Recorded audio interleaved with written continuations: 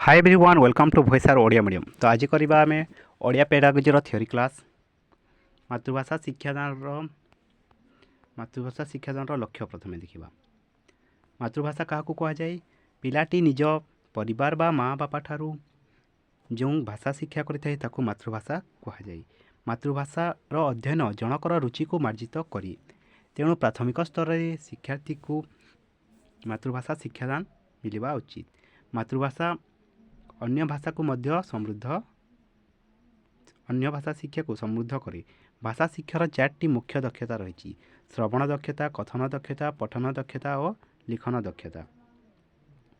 प्रथमे देखा आम श्रवण लिसनिंग, कथन स्पीकिंग, रीडिंग माने पठन और लिखन होची राइटिंग।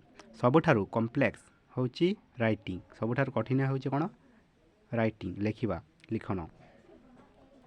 मल्टीलिंगुअल एजुकेशन बहुभाषी शिक्षा कार्यक्रम केवे आसिला 2007-8 रायबन भाषा रे मातृभाषा होची एकाधार रे भाव प्रकाश करिवार गोटे माध्यम।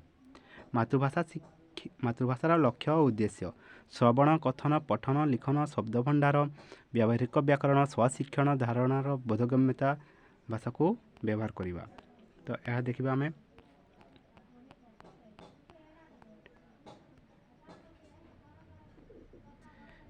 जातीय पाठ्यक्रम आधार में भाषा शिक्षार लक्ष्य और उद्देश्य। भाषा शिक्षण लक्ष्य यह किभली होता है दीर्घकालीन तथा विषय भित्तिक अटे। भाषा शिक्षण लक्ष्य। भाषा शिक्षण उद्देश्य किभली होता है स्वल्पकालीन तथा एकक भित्तिक अटे। मातृभाषा शिक्षण उत्स होची माँ, परिवार और पड़ोशी। मातृभाषा शिक्षार्थी किभली शिक्षी थाए पड़ोशी परिवार बा माँ बापा ठारू। भाषा शिक्षा बहुभाषीय हेबा उचित। मातृभाषा शिक्षा बहुभाषीय हेबा उचित। मातृभाषा को भित्ति करी पिला माने एक दुईटी भाषा शिक्षा करथांती। मातृभाषा सहित पिलार आवेग जड़ित थिबारु प्राथमिक श्रेणी रे पिला को मातृभाषा माध्यम रे शिक्षा देबाकू एनसीएफ 2005 रे कहा जायछि। राज्य पाठ्यक्रम आधार एससीएफ 2007 रे पिलार घर भाषा उपरे अधिक गुरुत्व देबाकू कहा जायछि। एनसीएफ 2005 रे बहुभाषी शिक्षा उपरे गुरुत्व दिया जायछि।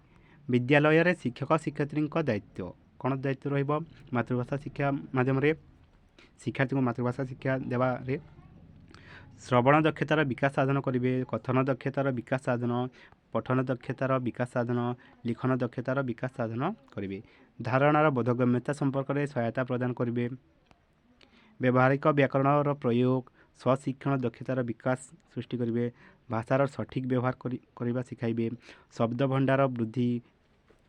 शिक्षार्थी किभली निर्भुल शब्द लिखिब ता उपरे अधिक ध्यान देवे, निजर देशर ऐतिह्य संस्कृति सह परिचय कराइबे, मानवीय गुणावली और मूल्यबोधर विकास सृष्टि कराइबे, नागरिकत्वर विकास उत्तम नागरिक गठन हेबा पई आगे नेबे, जातीय संहतिर विकास करिवे और सौंदर्य अनुभूति और कला चेतनार विकास सृष्टि करिवे, सृजनशीलतार विकास मध्य कराइबे।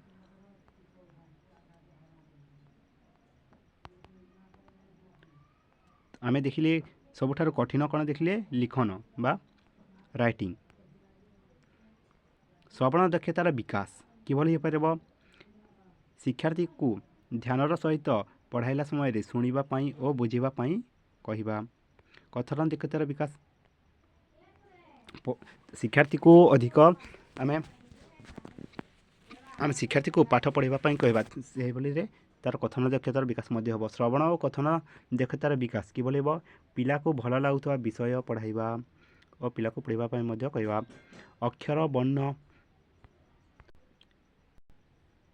अक्षर वर्ण शब्द छपी वाक्य गल्प माध्यम रे पढ़ाइबा। हस्ताक्षर लिखनर मूल उद्देश्य कौन हेबो अक्षर को निर्भुल भाव में शिक्षार्थी को लिखिबा पई कहबा एवं से माने भूल लिखिले आमे ताकू सुधारिबा। विराम चिन्हर व्यवहार करबा पई कहबा, धाड़ी व्यवधान रे लिखिबा पई कहबा, सीधा लिखिबा पई करबा। मुक्त लेखा और व्यावहारिक व्याकरण। मुक्त लेखा माने कोन त्रुटि को संशोधन करबा। व्यावहारिक व्याकरण घरे व्यवहार करुथुबा शब्द प्रतिशब्द विपरीत शब्द स्वशिक्षण दक्षता और शब्द भंडार वृद्धि करबा। नेक्स्ट देखिए आम भाषा शिक्षण नियामक बौद्धिक विकास बोधशक्तिर विकास प्रयोगात्मक विकास कौशलर विकास बौद्धिक विकास माने कौन ज्ञानात्मक विकास बोधशक्तिर विकास माने बोधशक्ति विकास बौद्धिक विकास माने कौन ज्ञानात्मक विकास शिशुर ज्ञान किभली हेब ता उपरे अधिक ध्यान देवा प्रथमे पिलाटी भाषा शिक्षा करी भाषार विभिन्न प्रकार अक्षर ध्वनि और संरचना इत्यादि मन रखिए निज अंतर्दृष्टि बल भाषा मध्य थिबा विभेद उपलब्धि करिपारे केउं भाषा केउंठारे प्रयोग करा जाई परिबो ताहा निर्धारण करिबारे सक्षम हुए पठन दक्षतार विकास हेबा अत्यंत जरूरी अटे पठन दक्षतार विकास पाई निम्नलिखित पदक्षेप अवलंबन करा जाई परिबो यथा तात्विक पठन बोधशक्तिर विकास भावग्रहण और चिंतन दक्षतार विकास व्यापक पठन माध्यम कौन होता है आग्रह और रुचि सतर्कता साहित्य व आनंद अनुभव करिथाए व्यापक पठन माध्यम तात्विक तात्विक पठन मान कौन इंटेंसिव रीडिंग गोटे आम भाषा शिक्षा क्षेत्र में जो आम गोटे विषय पढ़ुचु ताकू लाइन बाय लाइन पढ़ाइबा को तात्विक पठन कहुए बोधशक्तिर विकास पाई जो पठन करा जाए बोध ज्ञान हासिल पाई ज्ञानर अभिवृद्धि पाई बा डिटेल टेक्स्ट को कौन कहुए तात्विक पठन कहुए ताकू इंटेंसिव रीडिंग कहुए व्यापक पठन एक्सटेंसिव रीडिंग आनंद प्राप्त पाई गप बही पढ़ाइबा कहानी कहवा यहाँ हूँ एक्सटेंसिव रीडिंग बा व्यापक पठन गद्य शिक्षादान उद्देश्य कौन हम शिक्षा भाषा शिक्षादान क्षेत्र में गद्य शिक्षादान उद्देश्य हूँ चिंता शक्ति कल्पना शक्ति कल्पना युक्तियुक्त युक्ति शक्ति लेखक व्याकरण ज्ञान नूतन ज्ञान व्यापक पठन पाई आग्रह प्रकाश करवा आम शिक्षादान किभली करिथाउ तीनोटी माध्यम करिथाउ उपक्रम उपस्थापना और मूल्यांकन माध्यम उपक्रम बा इंट्रोडक्शन उपस्थापना बा प्रेजेंटेशन एवं इवाल्युएशन माने मूल्यांकन उपक्रम इंट्रोडक्शन पूर्व ज्ञान आधारित केते गुड़िए प्रश्न पचराई था श्रेणी गृह को आसला समय आम पूर्व ज्ञान आधारित केते गुड़िए प्रश्न पचारि था उपस्थापन लेखकों परिचय शिक्षकों उच्च पठन होता है और मूल्यांकन शिक्षार्थी मूल्यांकन करता शिक्षार्थी से विषय प्रति केते बुझिले और केते जानिले तार मूल्यांकन करिथाउ ठीक से बोली पद्य शिक्षादान रे किभली आम पढ़ी था पद्य शिक्षादान रे मध्य से उपक्रम उपस्थापना और मूल्यांकन माध्यम कवि निजर देश संस्कृति कविता पाठ को उपभोग सृजन शक्तिर विकास किभली हेब से हिसाब से आम पद्य शिक्षादान उद्देश्य साधित करिथाउ नेक्स्ट देखिबा भाषा आहरण और भाषा शिक्षण लैंग्वेज एक्वाजिशन और लैंग्वेज लर्निंग लैंग्वेज एक्वाजिशन क्या कहुए भाषा आहरण निजे निजे शिखुवा भाषा को भाषा आहरण कहुए एवं भाषा शिखापी स्कूल को जावाक पड़ी था कहुए लैंग्वेज लर्निंग बा भाषा शिक्षण नेक्स्ट देखिबा शिक्षादान शिक्षण निमंते श्रेणी संरचना और आवश्यकता किभली रही श्रेणी संरचना किभली करबा आमे पढ़ाइला समय रे कलापटा सठिक स्थान रहिबा शिक्षक शिक्षार्थी मध्य ठीक दूरता रहिबा श्रेणीर भौतिक परिवेश उपरे ध्यान देबा शिक्षक शिक्षार्थी मध्य संपर्क ठीक रहिबा शिक्षार्थी संख्या दल गठन समदक्षता संपन्न और विषम दक्षता संपन्न करवा शिक्षादान प्रणाली और सामग्री गुड़िक सठिक रखा शिक्षण कार्य किभली होता है शिक्षण कार्य 4टी दिग को नहीं स्थिर करा उचित आह्वानमूलक उद्देश्य भित्तिक व उद्देश्य केन्द्रिक आनंद प्रदायी स्वतः प्रभुत्व अंशग्रहण शिक्षण किभली हेबा उचित आह्वानमूलक शिक्षण गोटे उद्देश्य रहिबा उचित शिक्षण आउ किभली हेबा उचित आनंददायक हेबा कथा शिक्षार्थी किभली स्वतः प्रवृत्त भाव अंशग्रहण करेंगे से भली शिक्षण हेबा उचित भाषा शिक्षा पाई व्यवहार करा उत्तम पद्धति है आरोह विश्लेषण अवरोह संश्लेषण क्रियात्मक गल्प नाटकाभिनय आलोचना पर्यवेक्षण इत्यादि गद्य शिक्षादान उद्देश्य कौन ଚିନ୍ତା ଶକ୍ତି ଓ ଯୁକ୍ତି ଶକ୍ତିର ଶାଣିତ କରିବା, ମଣିଷ ଜୀବନକୁ ସ୍ୱାଭାବିକ କରିବା, ଭାଷା ଜ୍ଞାନକୁ ସମୃଦ୍ଧ କରିବା, ବାକ୍ୟ ଗଠନ, ବିଷୟ ଉପସ୍ଥାପନ, ପ୍ରକାଶ ଭଙ୍ଗୀରେ ଉନ୍ନତି ଆଣିବା ହେଉଛି ଇତ୍ୟାଦି।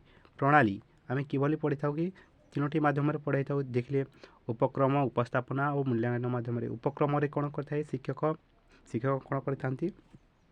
ଶିକ୍ଷକ ବା ଶିକ୍ଷୟିତ୍ରୀ ଶିକ୍ଷାର୍ଥୀଙ୍କ ବିକ୍ଷିପ୍ତ ମନକୁ କେନ୍ଦ୍ରୀଭୂତ କରିବା ପାଇଁ କିଛି ଗୁଡ଼ିଏ ପ୍ରଶ୍ନ ବା କିଛି ଗୁଡ଼ିଏ ଖେଳ କରିଥାନ୍ତି ସେହି ପାଠ ପ୍ରତି ଆଣିବା ପାଇଁ। ଶିକ୍ଷାର୍ଥୀ ମନରେ ପାଠ ପ୍ରତି ଆଗ୍ରହ ଓ କୌତୂହଳ ଆଣିବା ପାଇଁ କିଛି ଖେଳ ବା କିଛି ପ୍ରଶ୍ନ ପଚାରିଥାନ୍ତି। ଉପସ୍ଥାପନାରେ କ'ଣ କରିଥାନ୍ତି? କଳାପଟାରେ ଶିକ୍ଷକ ବା ଶିକ୍ଷାର୍ଥୀ ପ୍ରସଙ୍ଗର ସ୍ଥାନ ପୂରଣ କରିବା ପାଇଁ ଲେଖକ ଓ ଲେଖିକାଙ୍କ ପରିଚୟ ଦେଇଥାନ୍ତି।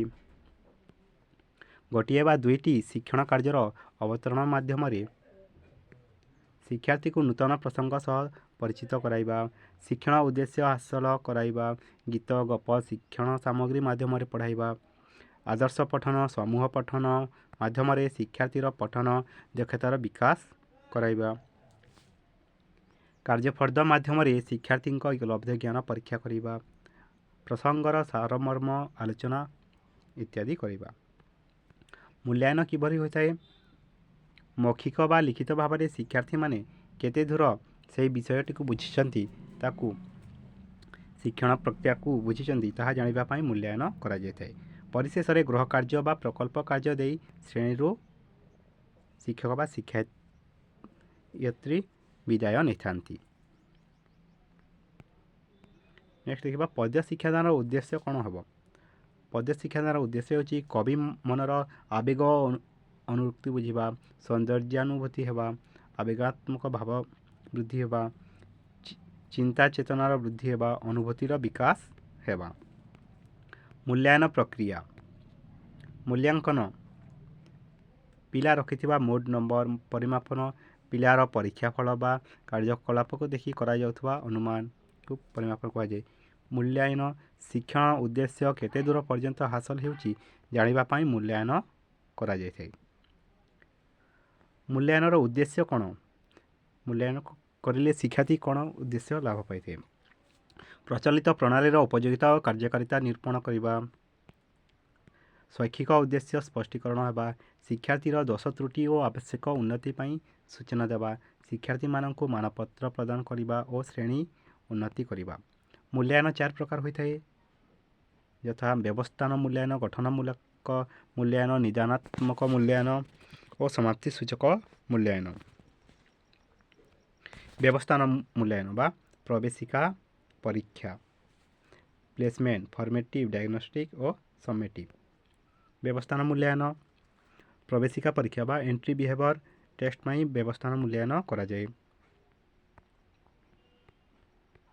ଗଠନମୂଳକ ମୂଲ୍ୟାୟନ କେତେବେଳେ କରାଯାଏ? ଏକକ ପରୀକ୍ଷଣ ପାଇଁ ଏହା କରାଯାଇଥାଏ ପଢ଼ାଇଲା ସମୟରେ। ନିଦାନାତ୍ମକ ମୂଲ୍ୟାୟନ ତ୍ରୁଟି, ବିଷୟଗତ କିଛି ତ୍ରୁଟି ରହିଲେ ତାହା ପାଇଁ କରାଯାଇଥାଏ। ସମାପ୍ତି ସୂଚକ ଅର୍ଦ୍ଧବାର୍ଷିକ ବା ବାର୍ଷିକ, ବର୍ଷର ଅଧରେ କିମ୍ବା ବର୍ଷର ଶେଷରେ ଏହା କରାଯାଇଥାଏ। ମୂଲ୍ୟାୟନ ନିରନ୍ତର ସାମଗ୍ରିକ ମୂଲ୍ୟାୟନ, ପିଲାର ସିସି କଣ୍ଟିନ୍ୟୁଅସ୍ କମ୍ପ୍ରିହେନ୍ସିଭ୍ ଇଭାଲୁଏସନ୍। ନିରନ୍ତର ସାମଗ୍ରିକ ମୂଲ୍ୟାୟନ ପିଲାର ବୌଦ୍ଧିକ ତଥା ଅଣବୌଦ୍ଧିକ ବିକାଶର ଦିଗକୁ ନିର୍ଦ୍ଦିଷ୍ଟ କରେ। ପ୍ରଶ୍ନପତ୍ର ଏଥିପାଇଁ ସାହାଯ୍ୟ କରିଥାଏ। ବ୍ୟକ୍ତିନିଷ୍ଠ ବା ବସ୍ତୁନିଷ୍ଠ ହୋଇଥାଏ। ବ୍ୟକ୍ତିନିଷ୍ଠ ପ୍ରଶ୍ନ ଆମେ କାହାକୁ କହିବା? ସେଥିରେ କ'ଣ ରହିଥାଏ? ଦୀର୍ଘ ଉତ୍ତରମୂଳକ, ସଂକ୍ଷିପ୍ତ ଉତ୍ତରମୂଳକ ରହିଥାଏ। ବସ୍ତୁନିଷ୍ଠରେ ମେଳକ ରହିଥାଏ, ସାଦୃଶ୍ୟ, ବହୁବିକଳ୍ପ ଓ ଦ୍ୱିବିକଳ୍ପ ପ୍ରଶ୍ନ ରହିଥାଏ। ମାପଯନ୍ତ୍ର ଯେକୌଣସି ମୂଲ୍ୟାୟନ ପାଇଁ ଯନ୍ତ୍ରର ଆବଶ୍ୟକତା ରହିଥାଏ। ଉଦାହରଣ ପର୍ଯ୍ୟବେକ୍ଷଣ, ପରୀକ୍ଷଣ ଇତ୍ୟାଦି। ପର୍ଯ୍ୟବେକ୍ଷଣ କରିବା ପାଇଁ 3ଟି ସାଧନର ବ୍ୟବହାର କରାଯାଏ, ଯଥା ରେଟିଂ ସ୍କେଲ୍, ତନଖି ତାଲିକା ଓ ସଞ୍ଚୟୀ ବିବରଣୀ। ତ ଦେଖିଲେ ଆମେ ବ୍ୟବସ୍ଥାନ ମୂଲ୍ୟାୟନ କିଭଳି କରାଯାଏ, ମୂଲ୍ୟାୟନ ଗୁଡ଼ିକ ଦେଖିଲେ। ଲିଖନ କୌଶଳ କିଭଳି ଆମେ କରିବା? ଔପଚାରିକ ଓ ଅନୌପଚାରିକ। ଔପଚାରିକ ମାନେ କ'ଣ? ଯାହାର କିଛି ନୀତି ନିୟମ ଥାଏ ତାକୁ ଔପଚାରିକ କାହାକୁ କୁହାଯାଏ? ଯାହାର କିଛି ନୀତି ନିୟମ ଥାଏ। ଓ ଅନୌପଚାରିକ ଭାଇଙ୍କ ପାଖକୁ ପତ୍ର ଲେଖିବା ବା ଘରୋଇ ପତ୍ର ଇତ୍ୟାଦି ହେଉଛି ଅନୌପଚାରିକ ଲିଖନ। ଲିଖନ ଦୃଷ୍ଟ ଲିଖନ, ଶ୍ରୁତ ଲିଖନ। ଦେଖି ଦେଖି ଯେଉଁ ଲେଖିଥାଉ ତାକୁ ଆମେ ଦୃଷ୍ଟ ଲିଖନ କହିଥାଉ ଓ ଶୁଣି ଶୁଣି ଯେଉଁ ଲେଖିଥାଉ ତାକୁ ଶ୍ରୁତ ଲିଖନ କହିଥାଉ। ରଚନା ଦୁଇ ପ୍ରକାର, ଯଥା ମୁକ୍ତ ରଚନା ଓ ସୂଚନାତ୍ମକ ରଚନା। ମୁକ୍ତ ରଚନା ମାନେ କ'ଣ? ନିଜ ମନରୁ ଯାହା ଲେଖିଥାଉ ଓ ଯାହା ସମ୍ପର୍କରେ କୁହାଯାଇଥିବା ଲେଖିବା ପାଇଁ ହେଲା ସୂଚନାତ୍ମକ ରଚନା। ବର୍ଣ୍ଣା ଶୁଦ୍ଧି ନିରାକରଣର ଉପାୟ କିଭଳି ହେବ? ଶ୍ରୁତ ଲିଖନ, ଦୃଷ୍ଟ ଲିଖନ, ବନାନ ଖେଳ, ଚାର୍ଟ, ଶବ୍ଦ ବହି ଓ ଅଭିଧାନର ବ୍ୟବହାର ମାଧ୍ୟମରେ ବର୍ଣ୍ଣା ଶୁଦ୍ଧି ନିରାକରଣ ଆମେ କରିପାରିବା। ବାକ୍ୟର ଶେଷରେ କ'ଣ ଦିଆଯାଇଥାଏ? ପୂର୍ଣ୍ଣଚ୍ଛେଦ। କମାର ବ୍ୟବହାର କାହିଁକି କରାଯାଏ? ଅଳ୍ପ ବିରାମର ଆବଶ୍ୟକ ହେଲେ କମାର ବ୍ୟବହାର କରାଯାଏ। ବିସ୍ମୟ ସୂଚକର ବ୍ୟବହାର କାହିଁକି କ'ଣ କରାଯାଏ? ଆଶ୍ଚର୍ଯ୍ୟ ସୂଚିତ ହେଲେ। ଅଧିକ ଅର୍ଥକୁ ସ୍ପଷ୍ଟ କରିବାକୁ ହେଲେ କ'ଣ ଦିଆଯାଏ? ବନ୍ଧନୀର ଚିହ୍ନ ଦିଆଯାଏ। ଆମେ ଏଇଟା ଦେଖିଲେ ବ୍ୟବସ୍ଥାନ ଗଠନମୂଳକ ଓ ନିଦାନାତ୍ମକ ସମାପ୍ତି ସୂଚକ ଦେଖିଲେ। ପୂର୍ବ ଜ୍ଞାନ ଆଧାରିତ ବା ପ୍ରବେଶିକା ପରୀକ୍ଷା ପାଇଁ ବ୍ୟବସ୍ଥାନ ମୂଲ୍ୟାଙ୍କନ କରାଯାଏ। କ୍ଲାସ୍ ସମୟରେ ବା କ୍ଲାସ୍ର ଏଣ୍ଡରେ ଗଠନମୂଳକ। ନିଦାନାତ୍ମକ ପଛୁଆ ବର୍ଗର ଶିକ୍ଷାର୍ଥୀଙ୍କୁ ଚିହ୍ନିବା ପାଇଁ ବା ଦୋଷ ତ୍ରୁଟି ରହିଥିଲେ ଶିକ୍ଷଣଗତ ତାକୁ ଚିହ୍ନିବା ପାଇଁ ନିଦାନାତ୍ମକ ମୂଲ୍ୟାୟନ କରାଯାଏ। ଓ ସମାପ୍ତି ସୂଚକ କ'ଣ?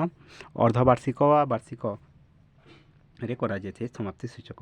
ଏହାକୁ ଆଚିଭମେଣ୍ଟ ଟେଷ୍ଟ ମଧ୍ୟ କୁହାଯାଏ। ପରିମାପନ କେବଳ ମାର୍କ ଉପରେ। ଡେକ୍ସ is a quantitative in nature. ପରିମାପନ।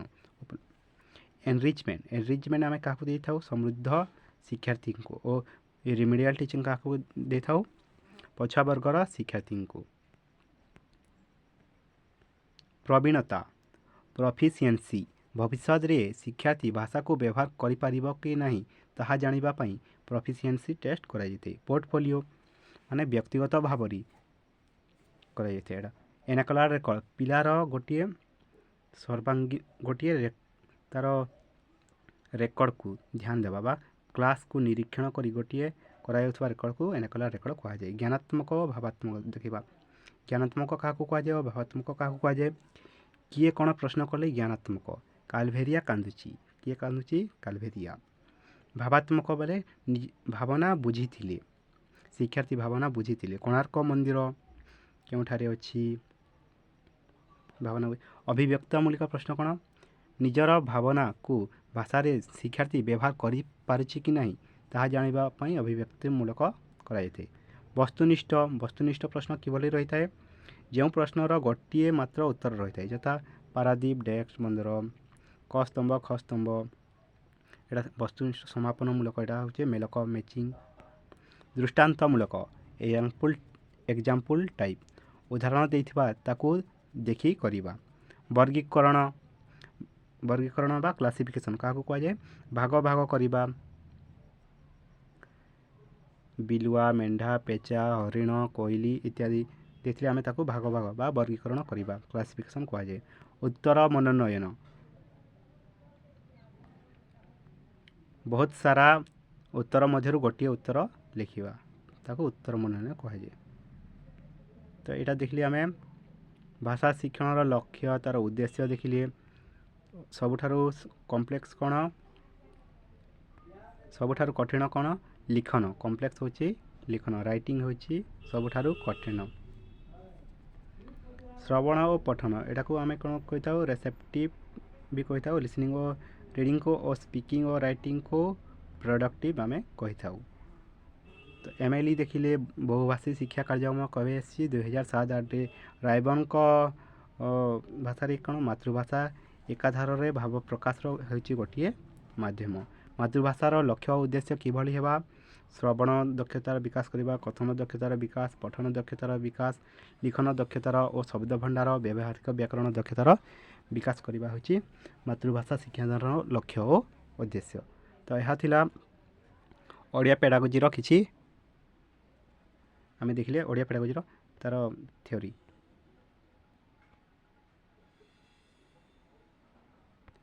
Thank you.